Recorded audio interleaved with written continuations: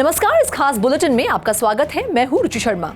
Leading virtual digital asset वैश्विक स्तर पर ऊंचे इंटरेस्ट रेट की संभावना से कमजोर बने हुए हैं, जबकि कम ट्रेड वॉल्यूम ने मैक्रो इकोनॉमिक अनसर्टेनिटी के लिए डिजिटल एसेट की वल्नरेबिलिटी को रेखांकित किया है। लोअर ट्रेड पार्टिसिपेशन ने मार्केट की ब्रेड्थ और डेप्थ को प्रभावित किया है, जो तेजी को बनाए रखने के लिए प्रमुख घटक है।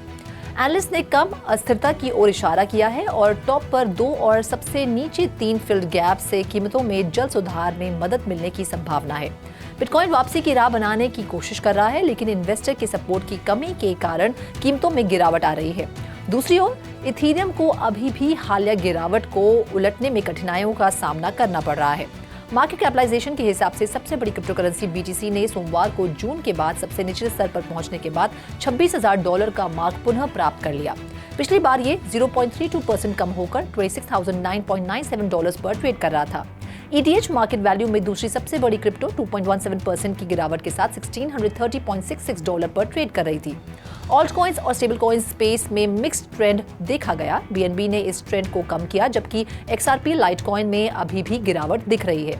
पिछले 24 घंटों में ग्लोबल क्रिप्टो मार्केट कैप 0.57% कम होकर $1.05 ट्रिलियन हो गई है। दूसरी ओर टोटल क्रिप्टो मार्केट का वॉल्यूम 15.27% बढ़कर $33.66 बिलियन हो गया है।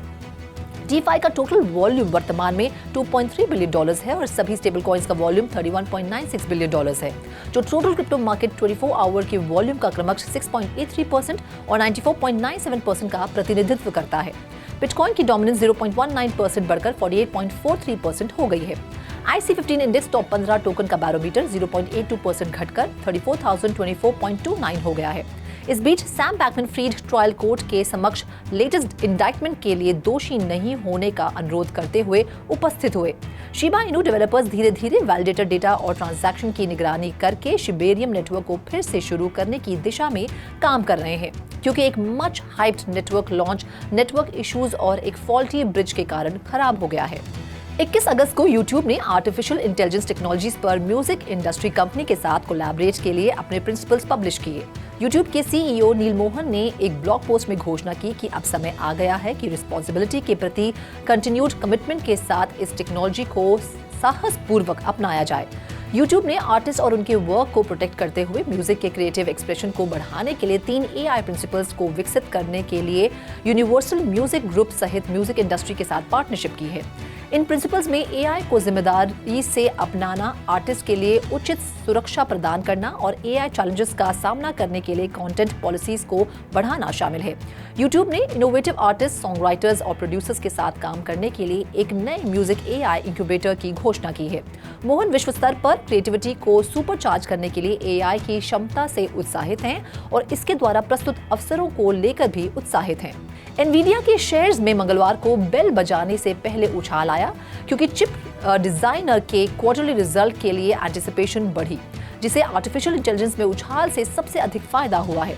उम्मीद है कि एनवीडिया का रेवेन्यू टारगेट फिर से वॉल स्ट्रीट के फोरकास्ट से बेहतर परफॉर्म करेगा, जिससे पिछले हफ्ते के दौरान शेयर्स में 16.5% की बढ़ोतरी हुई।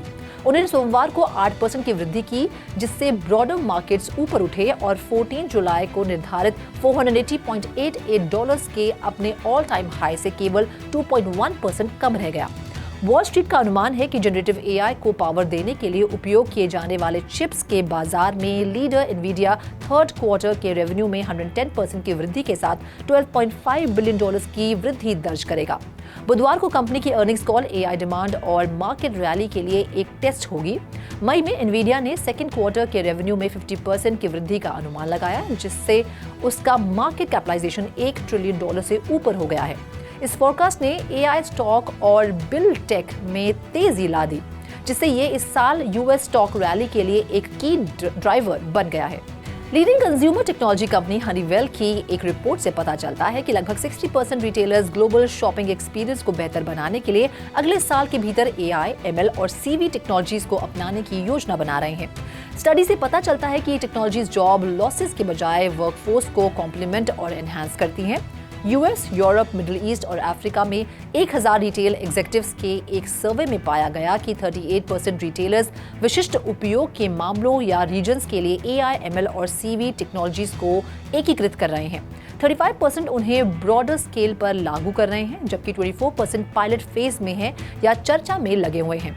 लगभग आधे रिस्पोंडेंट्स ने एआई, एमएल और सीवी को अगले 3 से 5 वर्षों में रिटेल सेक्टर पर महत्वपूर्ण प्रभाव डालने वाली पैरामाउंट टेक्नोलॉजीज के रूप में पहचाना। अनुमान है कि ये टेक्नोलॉजीज रूटीन टास्क को ऑटोमेट करने, कस्टमर सर्विसेज का सपोर्ट करने, टारगेटेड मार्केटिंग कैंपेन्स शुरू करने और इन्वेंट्री मैनेजमेंट को बढ़ाने में सबसे अधिक मूल्य प्रदान करेगी। ज्यादातर रिटेलर्स एआई, एमएल और सीवी को अपने वर्कफोर्स को ऑप्टिमाइज करने के टूल्स के रूप में देखते हैं, जो एफिशिएंसी और क्वालिटी बढ़ाने में उनकी भूमिका को रेखांकित करते हैं।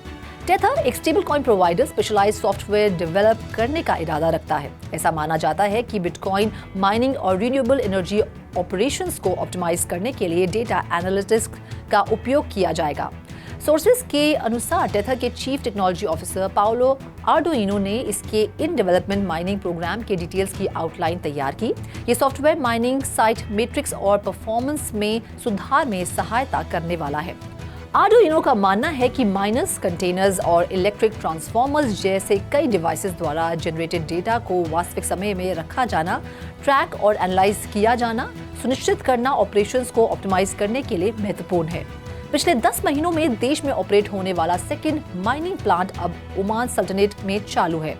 सलाला फ्री जोन में देश में लो बिजनेस टैक्सेस वाला एक स्पेशल इकोनॉमिक जोन, एक डेटा होस्टिंग और क्रिप्टोकरेंसी माइनिंग फैसिलिटी स्थापित की गई है। सेंटर को एक्साहर्ट्ज और मूनवॉक सिस्टम्स नामक एक लोकल बिजनेस द्वारा मैनेज किया जाएगा, जो एक ब्लॉकचेन स्टार्टअप है जिसका हेडक्वार्टर दुबई में है। 135 मिलियन ओमानी रियल्स के माइनिंग सेंटर के कंस्ट्रक्शन में बिटमेन टेक्नोलॉजीज के लेटेस्ट हार्डवेयर का उपयोग किया जाएगा, जिसमें अक्टूबर 2023 तक 15,000 मशीनें स्थापित करने की योजना है। ये फैसिलिटी ओमान की इकोनॉमी के डिजिटलाइजेशन में तेजी लाने की योजना का हिस्सा है, जो ऑयल एक्सपोर्ट्स पर निर्भर है। ये सेंटर ओमान की इकोनॉमी के डिजिटलाइजेशन में तेजी लाने की योजना का हिस्सा है। 2022 में ओमान में बिजनेस ऑपरेटर्स के लिए बिजली की कीमतें $0.166 पर किलोवाट आवर थी। ग्लासनोड के प्रमुख एनालिस्ट में से एक चेकमेट के अनुसार बिटकॉइन हैश प्राइस अब तक के सबसे निचले स्तर पर पहुंच गया है। हैश प्राइस अनिवार्य रूप से माइनर्स के लिए पर हैश रिवॉर्ड या ट्रांजैक्शंस की पुष्टि के लिए उनके द्वारा अर्न अमाउंट को कंफर्म करता है। एनालिस्ट के अनुसार बीटीसी और यूएसडी दोनों डिनोमिनेशंस में ये रिवॉर्ड इतना कम कभी नहीं रहा। Bitcoin network hash rate digital currency के ड्यूरेबिलिटी और विस्तारित कंप्यूटेशनल पावर को प्रमाणित करता है। रीसेंट डेटा के अनुसार बिटकॉइन नेटवर्क हैश रेट ने impressive 429.72 M tera hash rate पर सेकंड हासिल कर लिया है। ये कल के 421.91 एम टेरा हैश रेट पर सेकंड के स्तर से 1.85% की वृद्धि दर्शाता है। अधिक प्रभावशाली बात यह है कि पिछले साल के 205.77 एम टेरा हैश रेट पर सेकंड के डेटा की तुलना में 108.8% की उल्लेखनीय वृद्धि हुई है। द वीकेंड और बाइनेंस नवंबर और दिसंबर 2023 में अपना पहला global concert tour after hours till dawn launch कर रहे हैं। बाइनेंस के ब्लॉकचेन इकोसिस्टम द्वारा संचालित इस टूर में ऑस्ट्रेलिया और न्यूजीलैंड में परफॉर्मेंसेज होंगी, जिसका लक्ष्य फैन एक्सपीरियंस को उत्साहित करना है।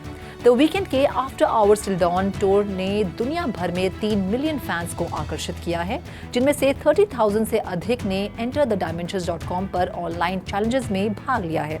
14 देशों में 15,000 से अधिक सुवेनियर एनएफटीज का दावा किया गया है।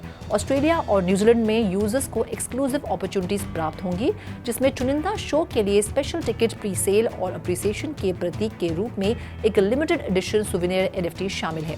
ये एनएफटी डिजिटल कीपसेक्स के रूप में काम करते हैं। ऑटोग्राफ्ड मर्चेंडाइज, एक्सक्लूसिव इवेंट्स और द वीकेंड के कॉन्सर्ट्स में वीआईपी एक्सेस जीतने के अवसरों को अनलॉक करते हैं। दुबई में क्लाइंट्स को कस्टडी सर्विसेज प्रोवाइड करने के लिए कुमेनू ने दुबई के वर्चुअल एसेट रेगुलेटरी अथॉरिटी से मंजूरी हासिल कर ली है। क्रिप्टो कस्टोडियन उस लोकेशन पर full virtual asset service provider licence प्राप्त करने वाले पहले लोगों में से एक हैं, जहां सेक्टर की कई कंपनियों ने आउटपोस्ट स्थापित करने की कोशिश की है। मार्च 2022 में एमिरेट्स द्वारा वारा लॉन्च करने के बाद क्रिप्टो कंपनियों की दुबई में रुचि बढ़ गई है। कुमेनू के स्ट्रैटेजी लीड सेबेस्टियन विडमैन ने कंपनियों के लिए टोकनाइजेशन और डीफाई सर्विसेज जैसे डिजिटल एसेट्स को इनोवेट करने और एक्सप्लोर करने के लिए वारा के रेगुलेटरी फ्रेमवर्क की प्रशंसा की।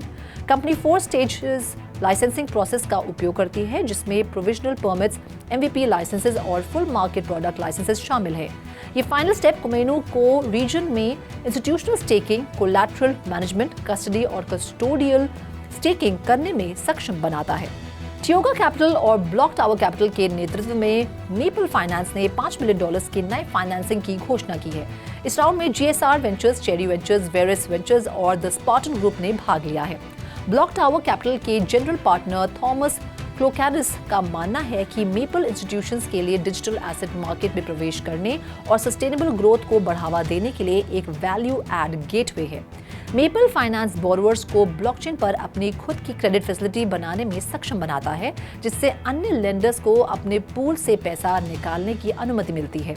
उदाहरण के लिए आइस ब्रेकर फाइनेंस ने वीक मार्केट से पीड़ित बिटकॉइन माइनर्स की सहायता के लिए 2021 में मेपल पर $300 मिलियन का लेंडिंग पूल बनाया।